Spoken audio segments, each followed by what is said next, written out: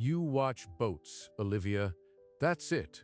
The Coast Guard, the backbone of the lifeguard industry. Olivia's face remained still, as if he were commenting on the weather. Real military. Navy, Marines, they defend the country.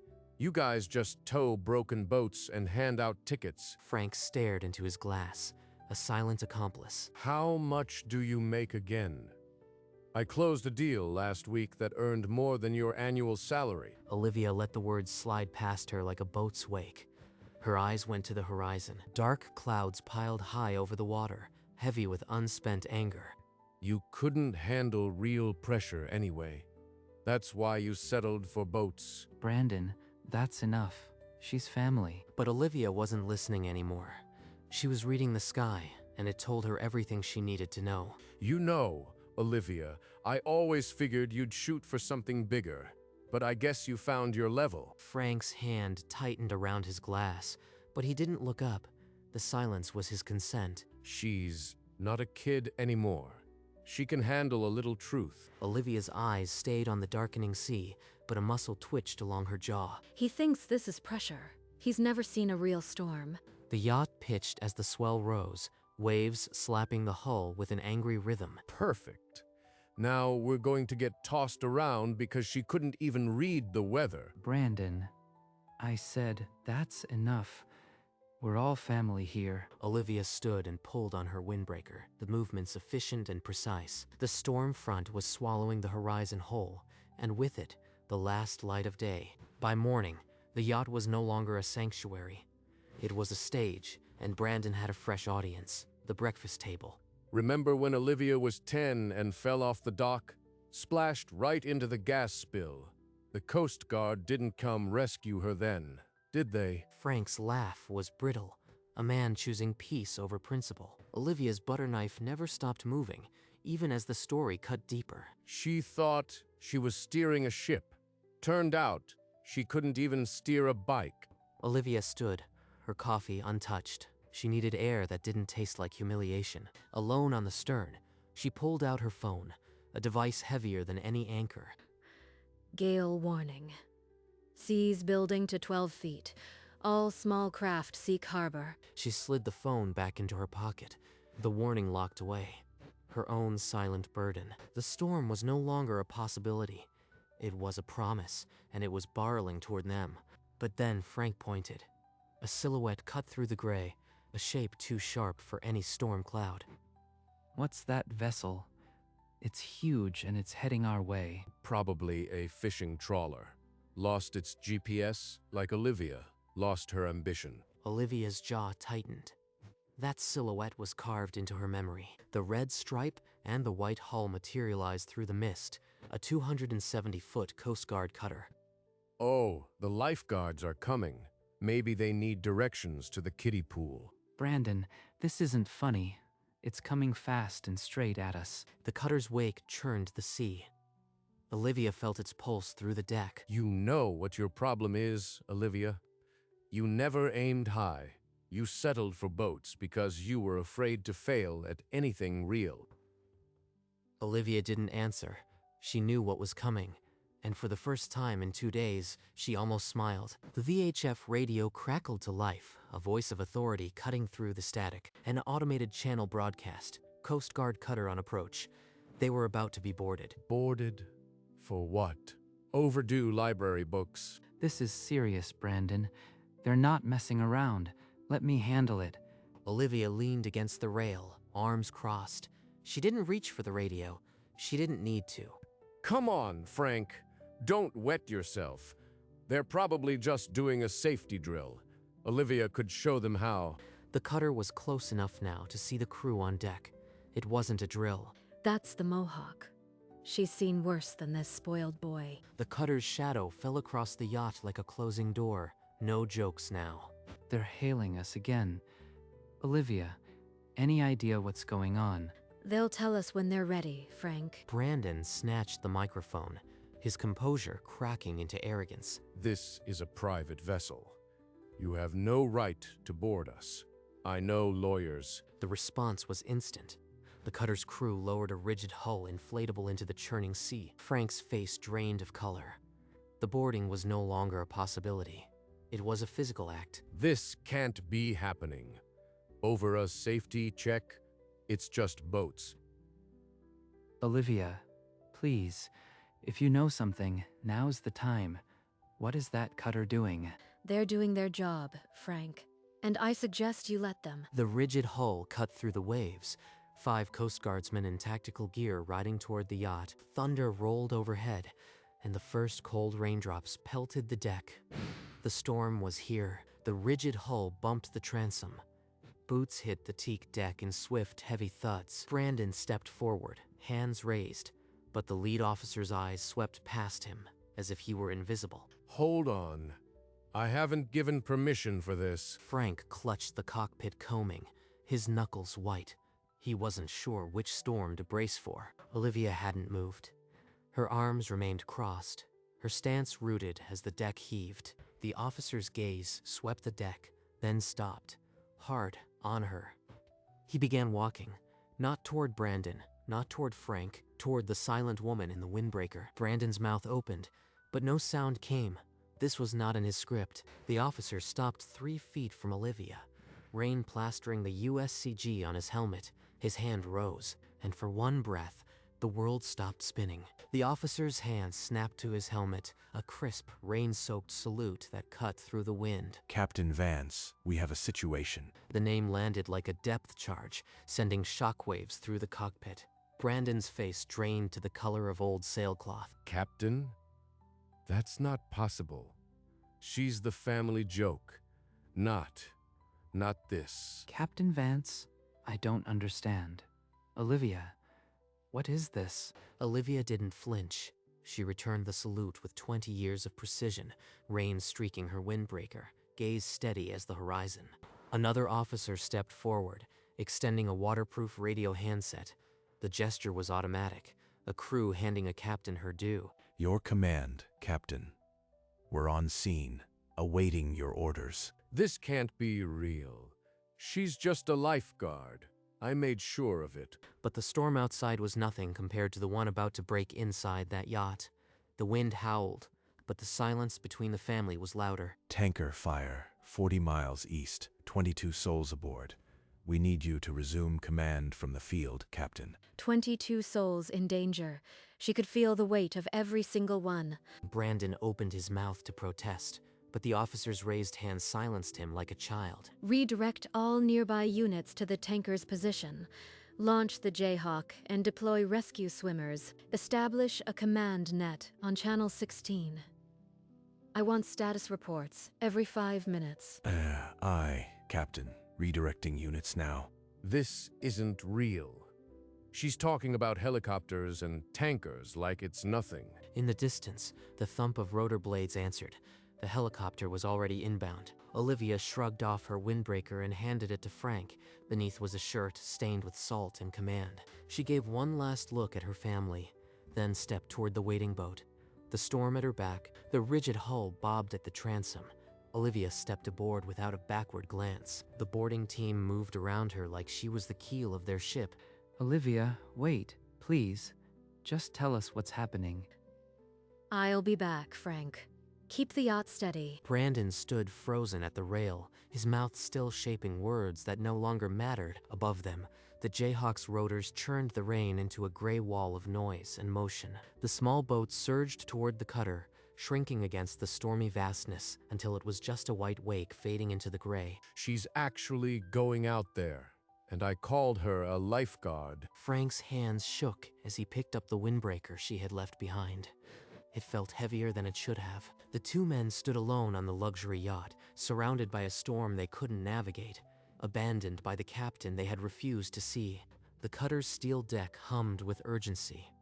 Olivia climbed aboard, the crew parting for her like the sea. She changed in a small cabin, emerging in tropical blue, 4 gold stripes glinting on each shoulder. Captain, the bridge is ready. All units are awaiting your command. The bridge was a storm of its own. Radar screens flashing, junior officers tense, the sea visible through rain-streaked windows. Bring us to heading 090. I want updates on the tanker's status every 60 seconds. Back on the yacht, the silence didn't last. Frank turned on Brandon, his voice raw. You called her a lifeguard. For 2 days you tore her down, and I let you do that. I didn't know. How could I know? She never said anything. She let me make a fool of myself. You didn't want to know. You needed her small so you could feel big, and I handed her to you. Outside, the storm raged, but it was nothing compared to the one tearing through that cockpit. Olivia's voice cut through the chaos. She stood at the chart table, fingers tracing a rescue plan 30 miles away. Deploy the rescue swimmers from the Jayhawk. I want a direct line to the tanker's bridge if they still have comms. The helicopter dipped into the smoke, a basket lowering toward the orange flames. Swimmers hit the water like drops of precision. A survivor, blackened and shaking, was hauled into the basket.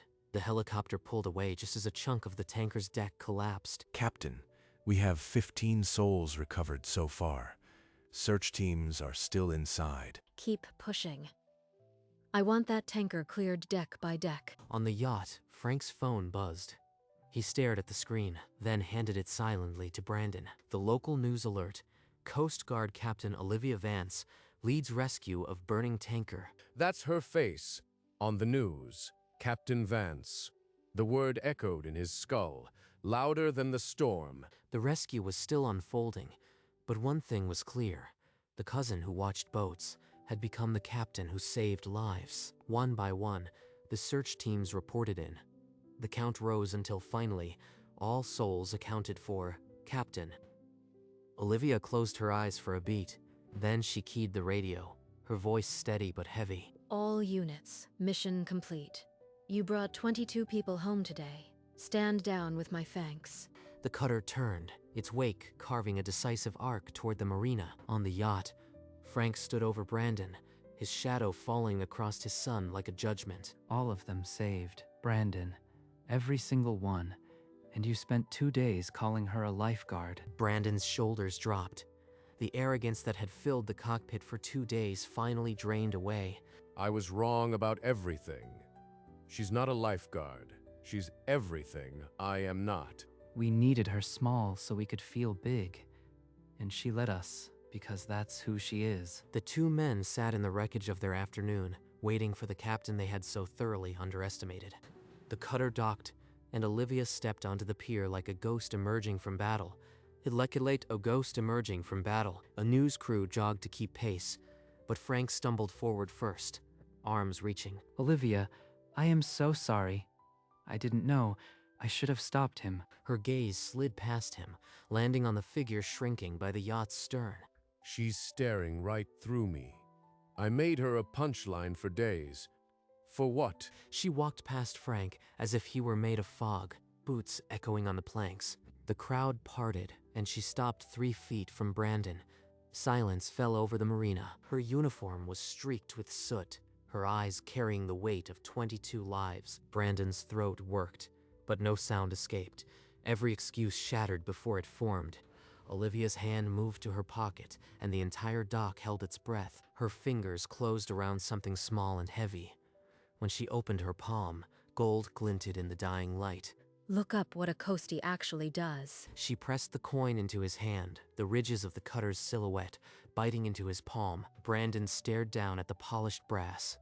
Words failed him completely. Olivia didn't wait for a reply. She turned, boots striking planks in a rhythm that felt final. Frank stumbled forward, voice cracking with desperation. Olivia, please, stay for dinner. We need to talk about this. She didn't break stride.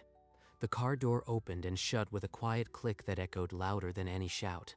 The engine turned over, and the taillights glowed red against the gathering dusk. Brandon stood alone at the water's edge, the coin cooling in his fist, still trying to find a word that mattered. He finally looked down, reading the words engraved around the cutter's silhouette. Semper Paratus, always ready. The words blurred as his hand began to tremble. Behind him, the news camera's red light blinked, capturing every second of his reckoning. He had spent 2 days mocking someone who had saved 22 lives. Frank slumped against a piling, unable to look at his son or the empty slip. Slowly, Brandon lowered himself onto the dock, legs dangling over the water, the coin still clutched in both hands. The crowd began to disperse, but the camera lingered on the man who had called the Coast Guard a lifeguard. His jaw worked, but no sound came. Every sarcastic remark he had ever made now felt like a stone around his neck. I let him do it, and I can't undo any of it. And there, with the cutter's name pressed into his palm, Brandon began to understand the cost of looking down on someone who always looked out. A year had passed. Olivia stood at her kitchen window, coffee in hand, watching the morning light on the water. Her phone buzzed on the counter. Frank's name appeared, a name that still stirred a knot in her chest. The message read, "We're taking the yacht out next month. Please join us. We miss you, Olivia." He misses me now because he knows what I am. He missed me before, when I was nothing to him. Her reply was swift. "I am busy." She set the phone down without a second look. She picked up her coffee and returned to the window, a quiet peace settling in her shoulders. In another corner of the city, Brandon sat in front of a glowing laptop, the challenge coin resting on his palm. He searched for her name and found article after article.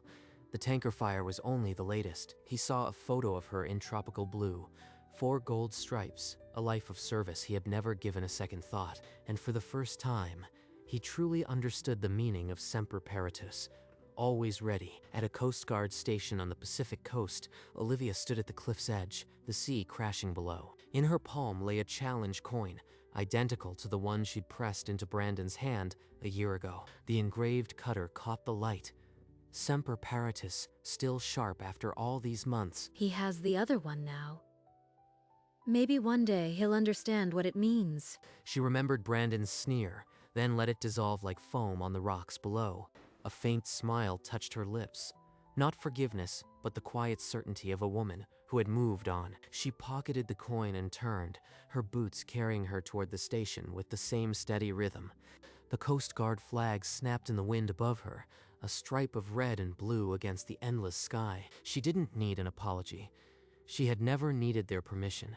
She had the sea, and it was more than enough. The station doors closed behind her, and the flag kept flying, a different boat. A year later, a modest day sailor, not a trophy yacht, Brandon sat alone at the tiller. On the horizon, the unmistakable silhouette of a Coast Guard cutter appeared. Brandon's hands stilled on the tiller. He didn't reach for a joke. Instead, his fingers found the thin chain around his neck and pulled the challenge coin into the light. He held it up between himself and the cutter. 2 silhouettes finally aligned. He didn't need to read the words anymore. They were already etched somewhere deeper. The cutter passed at a respectful distance, its crew a blur of vigilance. Brandon didn't wave. He simply watched until the white hull was a ghost on the water. Semper Paratus, always ready. Her world, not mine, but I see it now. That evening, he stood at a quiet dock, the coin warm against his chest, and for the first time in a year, felt no bitterness. Weeks later, Olivia stood at the helm of a small response boat, 3 recruits at her back. The sea doesn't care about your rank or your past. It only respects competence. She pointed toward the horizon, where a faint cutter silhouette cut the sky. Semper Paratus isn't a motto. It's a promise you make to strangers who will never know your name. The recruits stood straighter, feeling the weight of her words. A small, satisfied smile tugged at the corner of Olivia's mouth. She was no longer the family joke. She was Captain Vance, and she was home. As the boat turned toward the station, the Coast Guard flag snapped overhead. The sea stretched endlessly, holding her secrets and her strength.